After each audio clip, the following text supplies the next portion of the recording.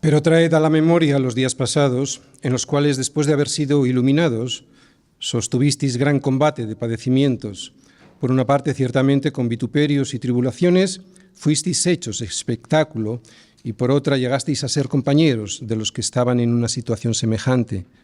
Porque de los presos también os compadecisteis, y el despojo de vuestros bienes sufristeis con gozo, sabiendo que tenéis en vosotros una mejor y perdurable herencia en los cielos. En estos versículos en los que profundizamos el domingo pasado, el autor les dice a los destinatarios de esta carta que centren su atención en su historia pasada, en cómo hasta el día en el que recibieron esta carta habían sido fieles al Evangelio y salieron victoriosos de todas las pruebas por las que pasaron a pesar de la oposición recibida. Y termina esta exhortación animándolas a seguir así, versículo 35. No perdáis, pues, vuestra confianza, que tiene grande galardón.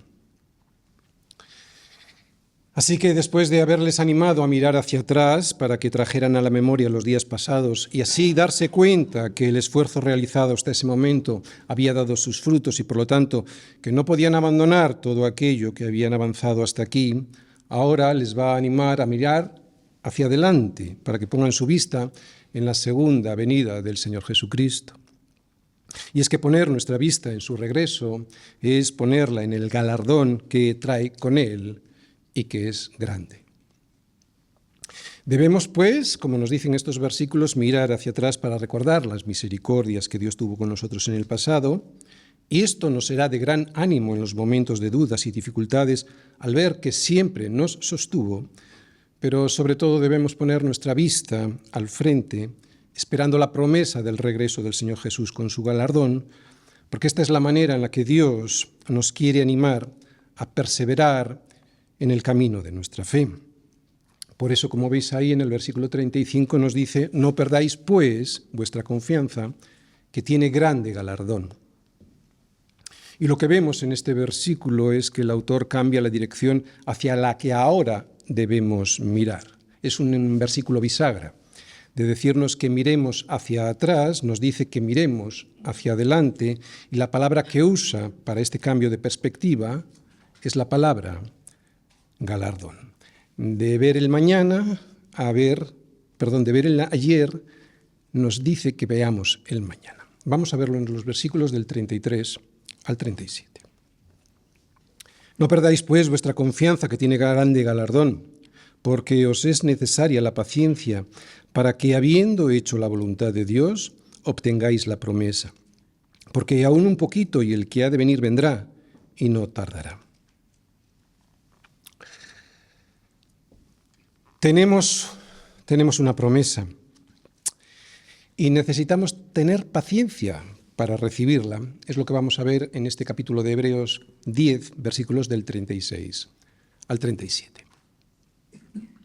Los versículos que acabamos de leer nos animan a seguir caminando por el desierto, ahora mirando hacia el futuro, poniendo nuestra vista en el regreso del Señor Jesús, de manera que si perseveramos en la confianza que pusimos en Él en el pasado, podremos recibir el premio que Él nos ha prometido en el futuro. Mis hermanos, no podemos perder esta confianza que tiene grande galardón. Pero esto requiere un esfuerzo.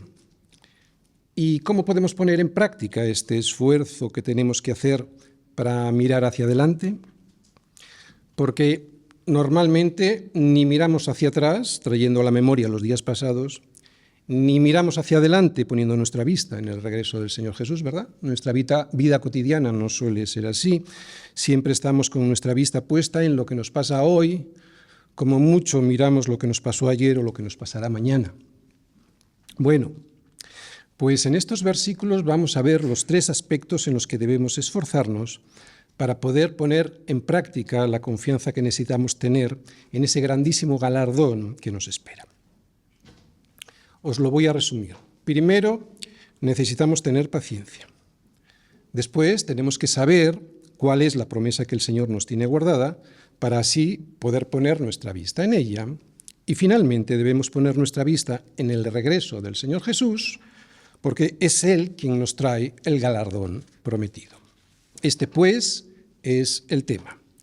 poner en práctica la paciencia que necesitamos para esperar y recibir el galardón que llegará con el regreso del Señor Jesús en su segunda venida. No perdáis, pues, vuestra confianza, que tiene grande galardón. Este es el tema, y este tema lo voy a exponer a través del siguiente esquema. Primera parte. Una paciencia que persevera, lo vamos a ver en el versículo 36, en la primera parte de este versículo. Segunda parte del sermón, una perseverancia que recibe la promesa. Lo vamos a ver en la segunda parte del versículo 36, y la tercera parte del sermón será una promesa que nos trae el Señor en su regreso, algo que veremos en el versículo 37. Comenzamos. Primera parte. Una paciencia que persevera. Porque os es necesaria la paciencia para que, habiendo hecho la voluntad de Dios... Muy bien, lo primero que debemos de reconocer es que qué poca paciencia tenemos, ¿verdad?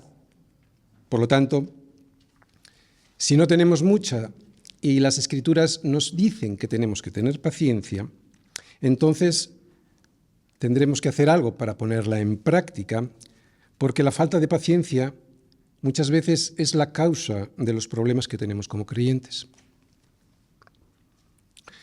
Los que tenéis niños pequeños ya os habréis dado cuenta que su principal problema es la falta de paciencia. La falta de paciencia en los niños hace que se pongan a llorar y que se enojen, y eso les hace sufrir mucho, y encima no consiguen lo que quieren. Bueno, si los padres les saben educar, claro. Si les dan lo que quieren en el momento que lloran, pues entonces nada, ¿no? Pero, ¿cómo poner en práctica esto? ¿Cómo poner en práctica la paciencia, pero de una manera bíblica? Porque practicar la paciencia no es resignarse a que las cosas sucedan así sin más. Vamos a ampliar un poco el foco para poder entender por qué y sobre todo cómo debemos poner en práctica la paciencia de una manera bíblica. Y la explicación va a ser un poco larga, ¿de acuerdo? Así que necesitamos tener paciencia. Pero yo creo que merecerá la pena, ¿no? Ver todo con un poquito más de perspectiva y no solo quedarnos con la exhortación de que debemos tener paciencia, que no debemos ser impacientes. Así que ampliemos el foco. El autor de esta carta nos ha dicho que el sacrificio de Cristo es tan eficaz que nos ha hecho definitiva y perfectamente santos, lo que nos da acceso a la presencia de Dios en su lugar santísimo. Y, sin embargo, todavía nos vemos aquí, en medio, entre el antes de nuestra conversión y el después de nuestra glorificación de nuestros cuerpos, en un mundo podrido y lleno de peligros, miseria y pecado. Y queremos salir de aquí pronto, porque hemos sido transformados y no queremos ensuciarnos más. Cierto que en espíritu podemos llegar hasta la presencia de Dios, lo sabemos, y normalmente allí nos presentamos en oración y en comunión con Dios, pero no es lo que queremos, porque esta no es la promesa que recibimos del Señor, o por lo menos no es la promesa completa. Y si sufrimos mucho, encima nos preguntamos, ¿por qué, Señor? ¿Por qué no me has llevado ya desde el mismo momento de mi conversión? ¿Qué razones hay para que nos quedemos aquí con lo injusto y malvado que es este mundo? ¿Qué nos dice la Biblia al respecto? Bien, la Biblia nos da básicamente dos razones. Una tiene que ver con el mundo que nos rodea, otra con nosotros. La primera es que Dios nos ha dejado aquí para que seamos sus embajadores, para que otras personas puedan conocer la misma salvación que nosotros hemos conocido. En el momento en el que Dios se lleve a su iglesia, pues entonces ya no habrá más testimonio ni posibilidad de evangelización. Esa es la primera razón. La segunda, la que tiene que ver con nosotros, es porque necesitamos que nuestra fe sea aprobada. Y esta razón es muy importante porque si no somos probados, si Dios no nos hace el examen para saber si somos o no somos sus hijos, podríamos pensar que lo somos cuando resulta que no lo somos. Como digo, esta segunda razón es muy importante porque empezamos nuestra vida cristiana con una fe muy pequeñita y débil, pero se va fortaleciendo con el paso del tiempo a base de estar expuestos a la palabra de Dios, a tener comunión con Él y a estar sometidos a las pruebas que Dios nos manda. Dios nos mantiene un tiempo aquí para que pasemos por el horno de las pruebas para purificar nuestra fe. Yo tengo hoy una fe mucho más pura, más libre de impurezas que la que tenía hace 30 o 35 años. Y esto, como adultos, debería alegrarnos, aunque ahora, por un poco de tiempo, si es necesario, tengamos que ser afligidos en diferentes pruebas, para que, sometida a prueba nuestra fe, mucho más preciosa que el oro, el cual, aunque perecedero, se prueba con fuego, sea hallada esa fe en alabanza, gloria y honra cuando sea manifestado Jesucristo. Por lo tanto, si esto lo sabemos, ¿lo sabemos?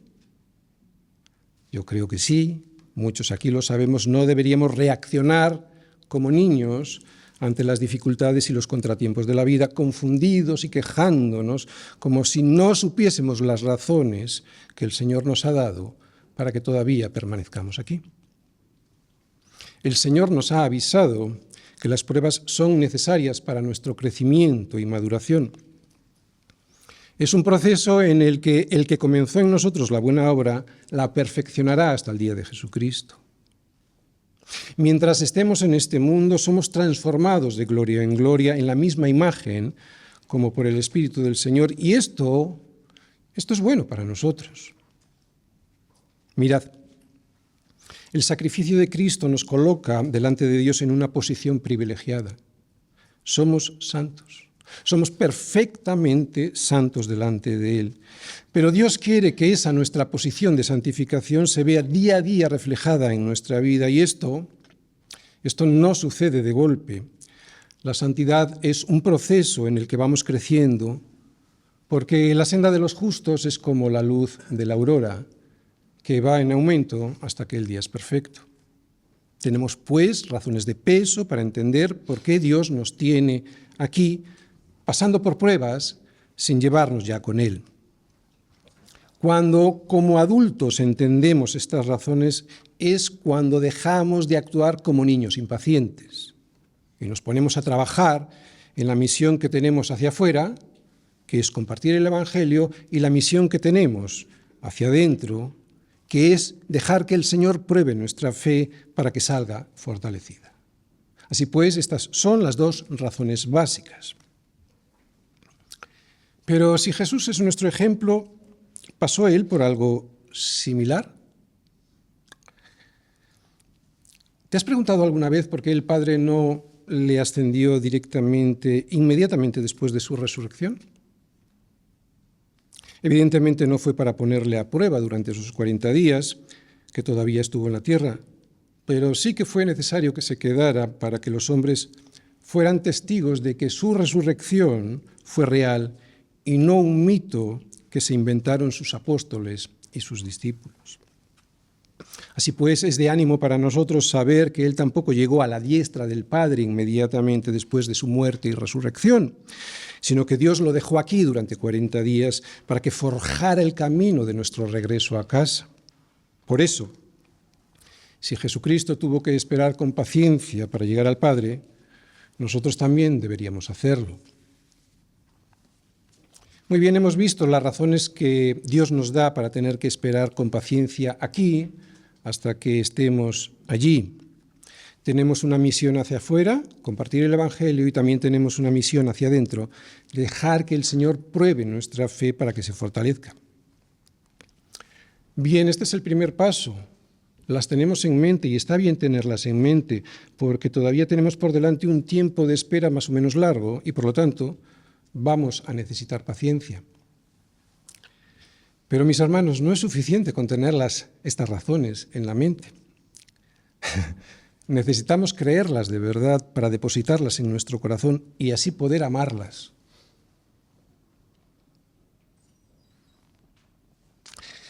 Porque si solo las tienes en tu mente, pero inconscientemente las desechas porque no te gustan, o sea, no las amas, esa espera Se nos hará larga y difícil. No a todos nos costará lo mismo. De hecho, a los jóvenes o a los que todo les va bien no tendrán muchas ganas de despedirse de este mundo, pero no siempre va a ser así. Y será entonces cuando la espera se nos puede hacer muy larga y angustiosa, ya sea por una enfermedad o por una situación difícil de soportar. Así que vamos a seguir profundizando en este motivo por el cual Dios nos quiere que nos quedemos aquí a pesar de los sufrimientos que todavía estamos pasando, porque lo que Él desea es que fortalezcamos nuestra fe. Y no debemos desesperar porque en esperanza fuimos salvos.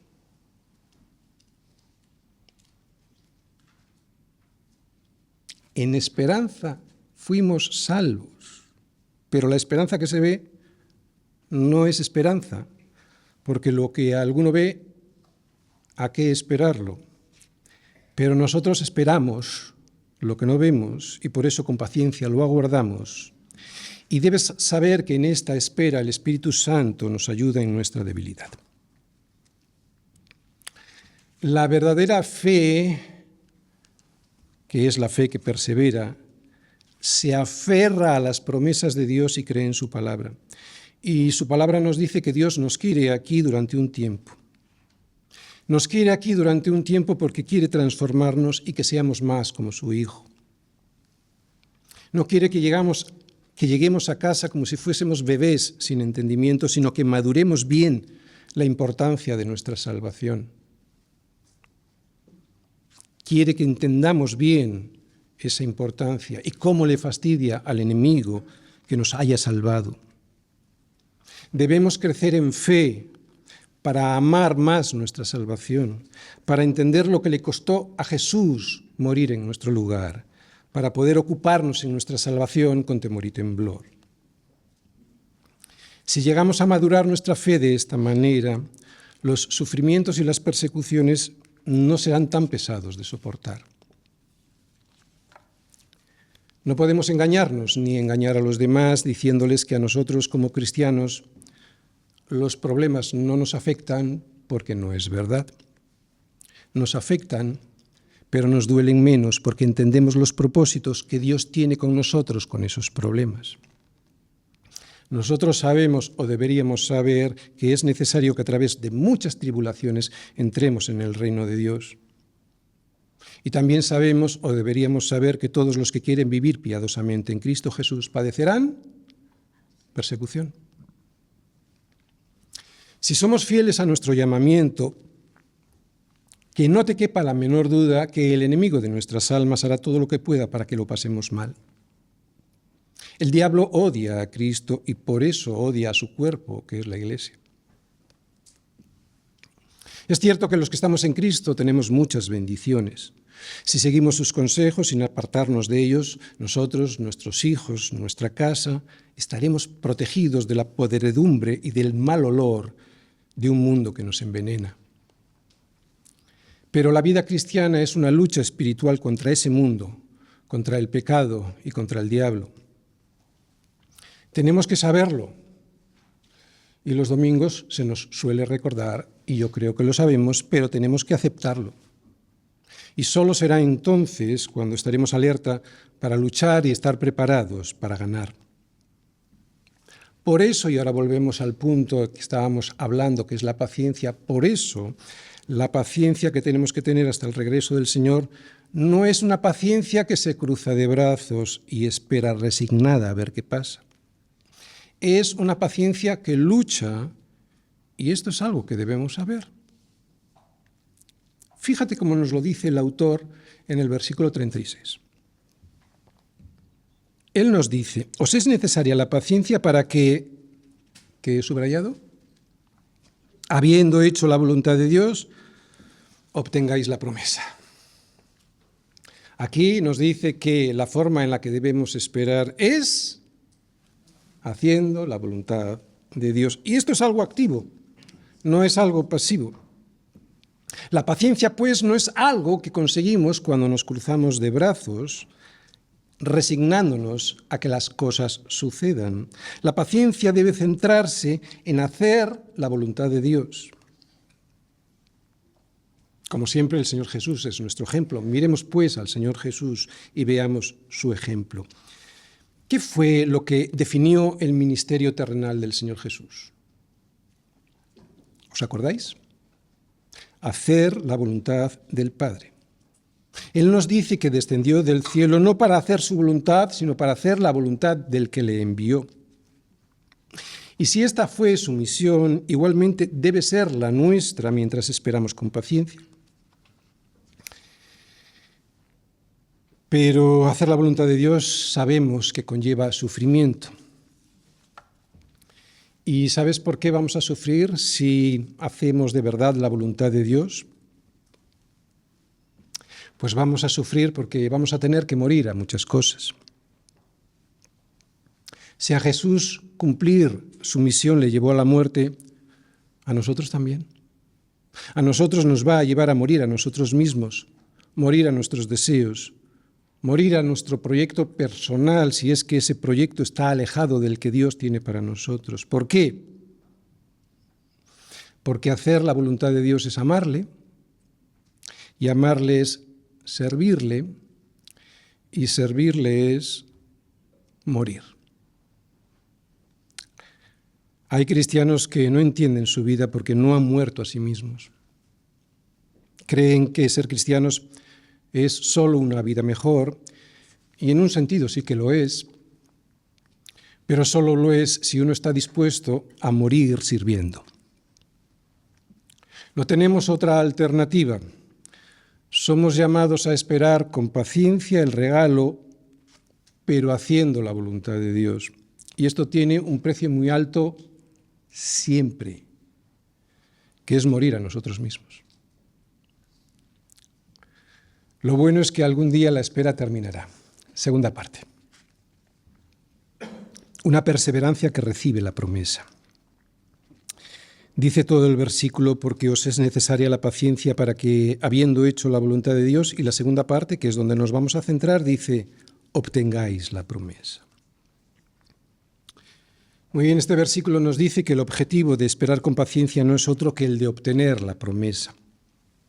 Una promesa que es cierta porque Dios es fiel y es imposible que se niegue a sí mismo, y por lo tanto, una vez que hayamos esperado, nuestra espera terminará al recibir la promesa, porque Dios, a su tiempo, cumplirá lo que ha prometido. Podemos estar seguros de recibir nuestro galardón porque, como acabo de decir, Dios es fiel.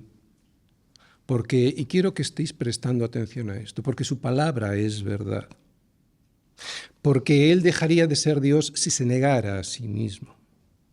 Porque el carácter eterno de Dios, y quiero subrayar la palabra eterno, el carácter eterno de Dios impide que la mentira sea parte de Él. Si esto fuese así, la mentira destruiría a Dios y no sería eterno. La eternidad es equivalente a la verdad porque la verdad nunca deja de ser. Es la mentira la que no permanece porque la mentira, cuando sale a la luz, siempre demuestra que nunca fue lo que decía ser. ¿Entendéis lo que significa el carácter eterno de Dios? Que lo que dice es verdad porque si no dejaría de existir. Dios no nos puede fallar porque se fallaría a sí mismo. Y entonces esto implicaría su propia destrucción, y si Él se autodestruye, el mundo entero ya se habría desplomado, porque es Él quien lo sostiene todo. Es nuestro Dios y Señor quien sustenta todas las cosas con la palabra de su poder. Así pues, mis hermanos, la promesa es segura porque Él es eterno. ¿Pero cuál es esta promesa? Muy bien, pues es una promesa que se ve desde el mismo instante, desde el mismo momento en el que el hombre cayó en pecado, destrozando todo lo que Dios le había puesto a sus pies para que lo disfrutara y gobernara. Allí, en aquel mismo momento de nuestra caída, Dios empezó a desvelar cuál iba a ser la solución al desastre que nosotros provocamos al desobedecerle. Allí mismo sentenció a Satanás y le dijo: pondré enemistad entre ti y la mujer, entre tu simiente y la simiente suya. Esta, la simiente de la mujer, te herirá en la cabeza, y cuando en la cabeza a alguien le das, se muere, y tú le herirás en el calcañar. ¿Qué quiere decir esto? Dios prometió que Cristo, o sea, el descendiente de la mujer, acabaría con la serpiente, aunque no sin haber sido herido primero. Esto apunta a que el sufrimiento del Hijo de Dios y su muerte por nosotros, junto a su resurrección victoriosa, representan la derrota de Satanás. Este es el anuncio inicial, tan pronto como en Génesis 3. Este es lo que se entiende en teología el protoevangelio. Dios lo fue ampliando con nuevas revelaciones y matices a lo largo de toda la historia bíblica hasta la llegada de Jesucristo. A través de Abraham, Isaac, Jacob, Moisés, Aarón, Josué, David, Salomón y todos los profetas que le siguieron hasta la revelación final de Cristo y sus apóstoles, Dios ha ido revelando poco a poco a su pueblo cuál era y cómo era esa promesa que Él nos dio desde el mismo inicio. Abraham, que es un ejemplo de la fe, Abraham hizo suya la promesa de Dios y vivió toda su vida basándose en esa promesa, creyéndola y deseándola. Aunque a veces cometió errores, nunca dejó de esperarla. El autor de esta carta dice de él que esperaba la ciudad que tiene fundamentos, cuyo arquitecto y constructor es Dios. Esa también es nuestra ciudad. Ese también es nuestro verdadero hogar. Esa también es nuestra única patria. Y esa también es nuestra promesa, una promesa que recibiremos si perseveramos en nuestra esperanza, aunque no la veamos antes de morir en este mundo. Porque conforme a la fe, murieron, pero fue conforme a la fe, murieron todos estos. Espero que tú también y nosotros, sin haber recibido lo prometido, sino mirándolo de lejos. ¿Lo miras desde lejos? Y creyéndolo. ¿Lo crees? Y saludándolo. Y confesando que eran extranjeros y peregrinos sobre la tierra.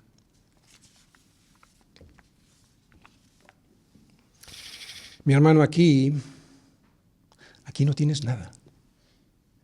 Aquí solo tienes una promesa. Es allí donde tienes una morada permanente.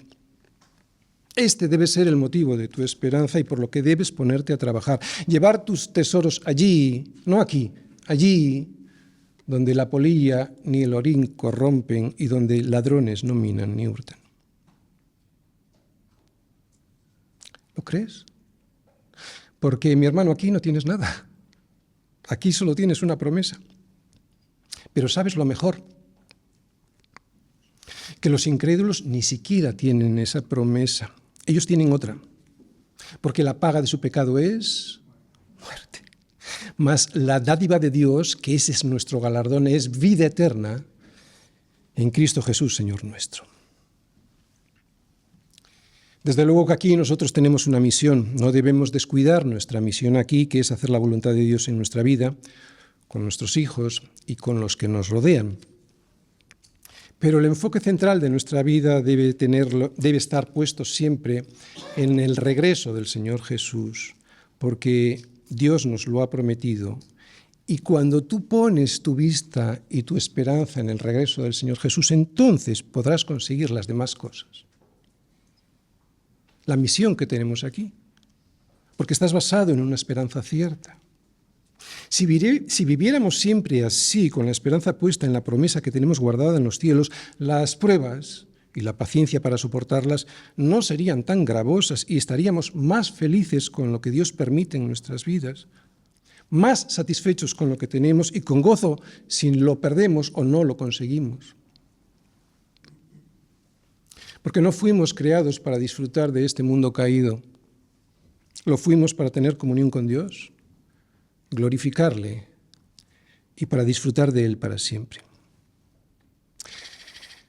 No pertenecemos a este mundo y como no pertenecemos a este mundo, aquí no tendremos satisfacción plena nunca.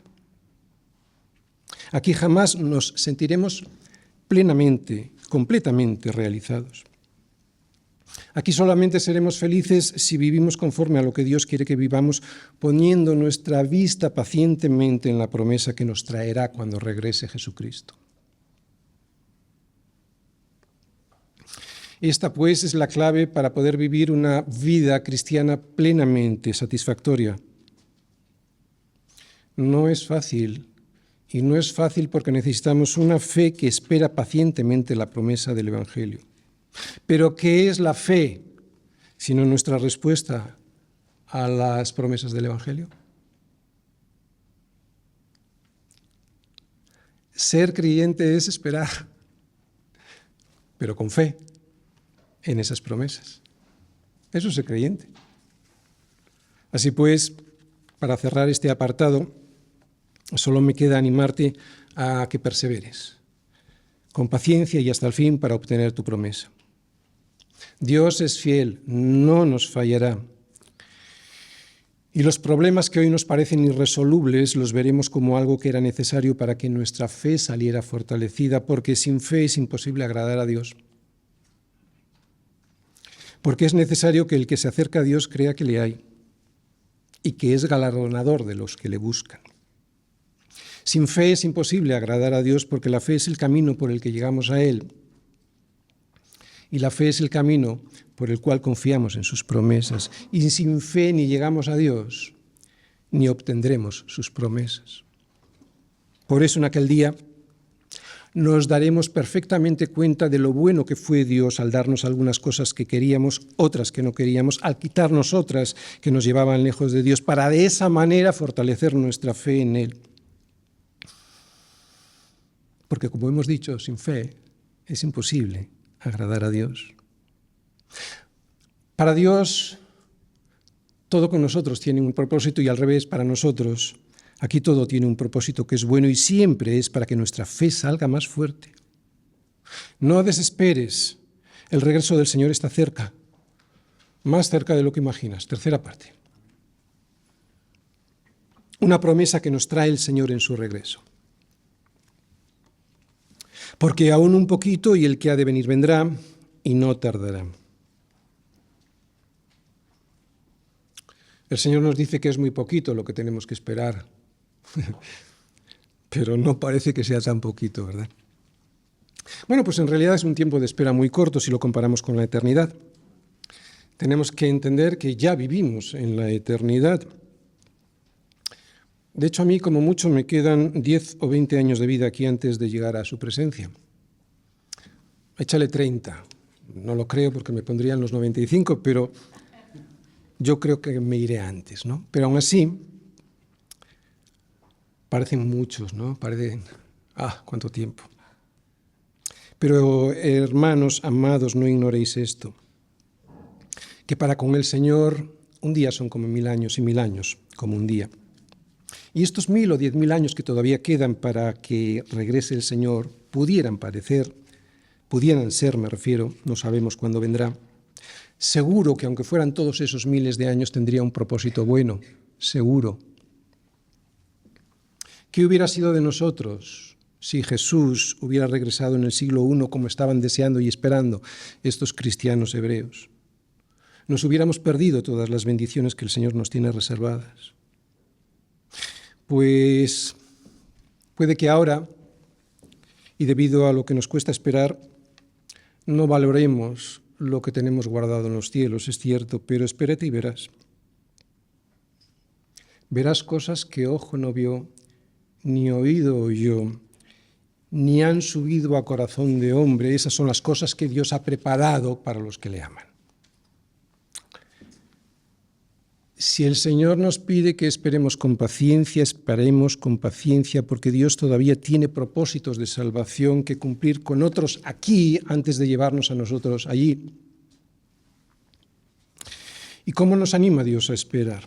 Muy bien, en este versículo vemos que el autor se inspira en una cita de Habacuc, capítulo 2, versículos del 3 al 4. Vamos a verlo.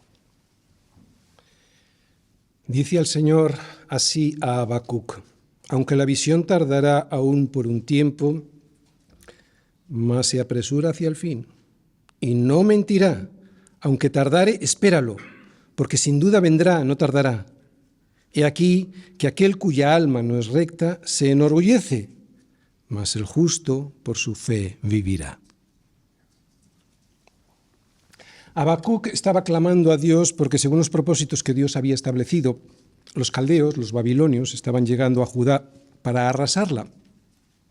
Y se estaba preguntando cuándo sería reivindicada la justicia de Dios sobre la tierra.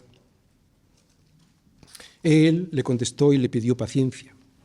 Dios le dijo que el malo, al contender contra Dios, finalmente se enfrentaría al juicio al que le llevaron sus caminos. Pero también le dice que el justo sobrevivirá al juicio de Dios si ponía toda su confianza en él.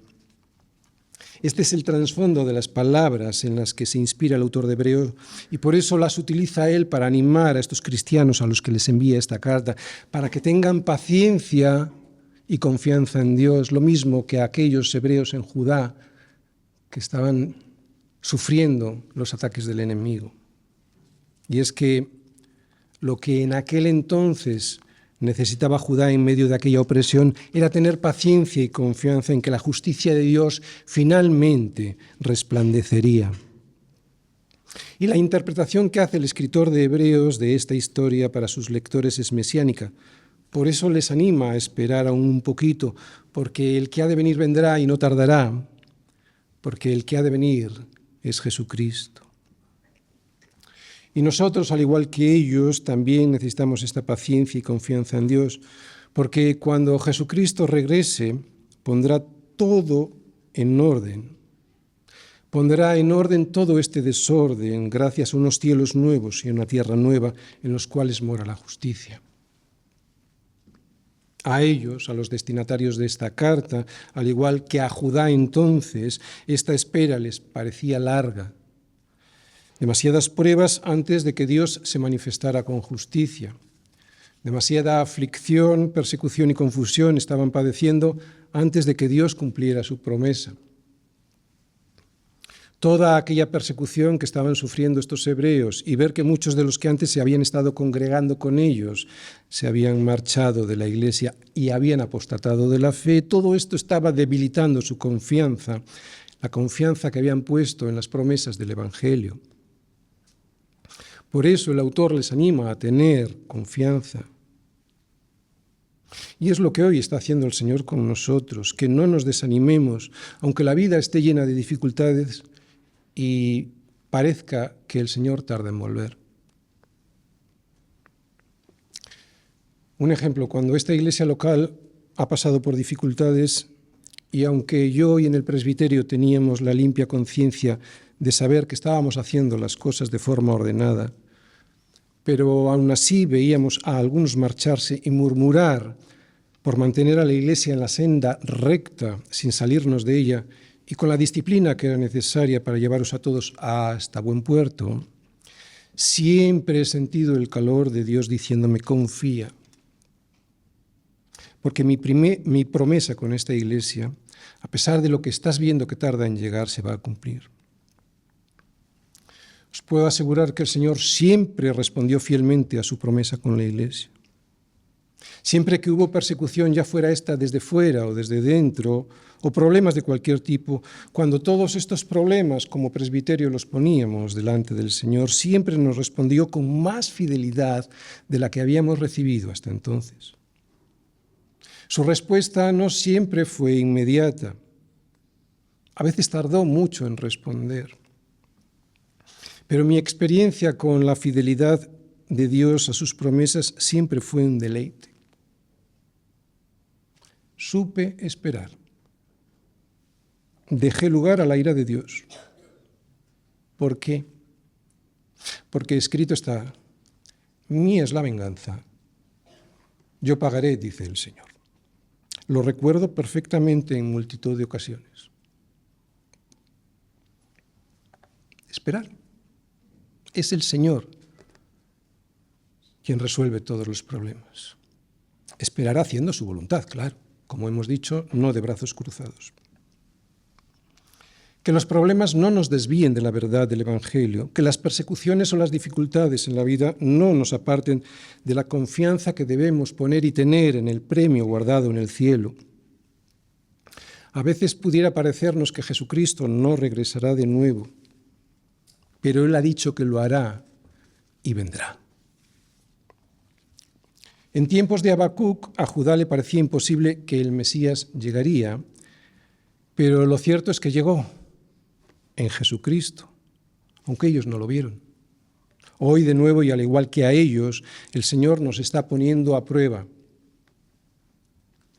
Parece que su regreso se demora más de lo que nos gustaría, pero es una prueba para nuestra paciencia y una prueba también para nuestra fe en su palabra, porque nos acaba de decir que aún un poquito y el que ha de venir vendrá y no tardará. En los versículos del 37 al 38 que acabamos de ver, el Señor nos plantea 3 retos. Creer que el Señor volverá, que lo hará trayendo consigo el pleno cumplimiento de su promesa y que no tardará en hacerlo. Yo acepto estos 3 retos y los creo, especialmente el último, que es el más difícil de creer, porque las apariencias en este mundo, un mundo que parece que los malos siempre ganan y en donde la justicia de Dios parece que nunca triunfa, esas apariencias dan la sensación de que Dios se ha olvidado de nosotros, o que si no se ha olvidado, llegará tarde. Pero estate absolutamente seguro que no tardará en llegar. Él no tiene nuestra agenda. Su agenda tiene unos propósitos que son eternos y que en buena parte nosotros desconocemos. A nosotros solo nos queda esperar con paciencia y cuando llegue aquel día veremos que su momento, que sus tiempos y que sus planes serán perfectos. Cuando llegue aquel día nos daremos cuenta que si el Señor hubiera regresado antes, nada sería tan perfecto como lo que será.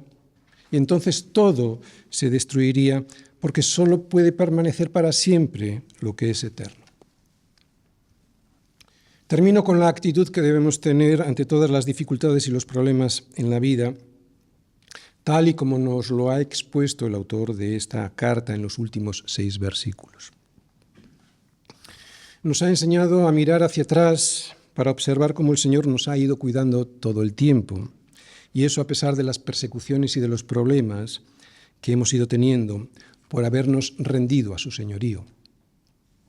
Todo esto sin dejar que nos intimidasen los que se oponían, que para ellos ciertamente era indicio de perdición, mas para nosotros estas pruebas, indicio de salvación. Y esto dice de Dios. O sea, que estas pruebas las provoca Dios para que veas que te ha salvado. Porque a nosotros nos fue concedido a causa de Cristo no solo que creamos en Él, sino que ¿qué? Que padezcamos por Él. Pero además de mirar hacia atrás para recordar todas las misericordias recibidas hasta el día de hoy, nos ha exhortado a que miremos hacia adelante, hacia el futuro, a que tengamos nuestra vista puesta en el regreso de nuestro Señor y Salvador Jesucristo, porque esto siempre es de ánimo y de consuelo en los momentos de aflicción. Somos llamados a llenar la espera con fidelidad a su voluntad. Somos llamados a llenar la espera con fidelidad a su voluntad. A veces la espera será agradable. La vida, la esposa y los hijos, el trabajo y los placeres que el Señor permite que disfrutemos nos harán la espera corta si es que nos ceñimos a seguir bajo su palabra. Pero en ocasiones no será así. Habrá periodos en nuestra vida en los que la espera nos parecerá una tortura, porque los problemas que aparecen nos hundirán con ellos en un mar de desolación y de desesperanza, y nos dará la sensación de que las promesas de Dios o no son ciertas o tardan demasiado. Pero ya sea que nos parezca que tardan poco o que tardan mucho, ya sea que la voluntad de Dios nos lleve por caminos apacibles o andemos por valle de sombra y de muerte, no deberemos temer mal alguno, porque Él estará con nosotros. Su vara y su cayado nos infundirán aliento. En todos estos problemas que aparecen por la vida, nos aderezará buena mesa delante de nuestros angustiadores. Lo he visto. ungirá nuestras cabezas con aceite y llenará nuestra copa hasta rebosar. Si confías en el Señor y haces su voluntad, te aseguro que el bien y la misericordia te seguirán todos los días de tu vida. Y lo más importante, en la casa del Señor morarás por largos días. Como os he dicho hasta el día de hoy, esta ha sido mi experiencia y en esto consiste la fe. Si hemos creído en Jesucristo, lo que ahora nos corresponde hacer es mantenernos en aquella fe inicial y dejar que el Señor nos la fortalezca. Y esto se consigue si seguimos creyendo, perseverando y haciendo la voluntad de Dios, aunque las circunstancias que nos rodeen no siempre pudieran ser las que creemos que nos merecemos. Si te quejas de tu mala suerte, si te despreocupas de los ataques de Satanás, si crees que Dios te debe algo que el otro tiene pero que tú no, entonces es que no has entendido nada de la soberanía de Dios. Porque la soberanía de Dios es absoluta y entonces te saldrás del camino. Y vete a saber a dónde te llevará ese camino, porque como digo, Dios es soberano, absolutamente soberano. Pero hoy Dios te anima a seguir adelante a pesar de todo. Recuerda que Él es fiel y que el sufrimiento por vivir bajo su voluntad no significa que te ha abandonado. Palabra fiel es esta: si somos muertos con Él, también viviremos con Él. Si sufrimos, también reinaremos con Él. Si le negáremos, Él también nos negará. Si fuéramos infieles, Él permanece fiel. Él no puede negarse a sí mismo. ¿Lo harás tú? Que no sea así. Persevera en la fe viviendo de tal manera que en aquel día no tengas que arrepentirte de haber perdido el regalo que tenías prometido en los cielos. Persevera de tal manera en la fe que en aquel día puedas escuchar de tu Señor: bien, buen siervo y fiel. Sobre poco has sido fiel, sobre mucho te pondré, entra en el gozo de tu Señor. Mis hermanos, tenemos una promesa. No dejemos que se nos escape por vivir imprudentemente o negligentemente. ¿Amén? Amén. Gracias.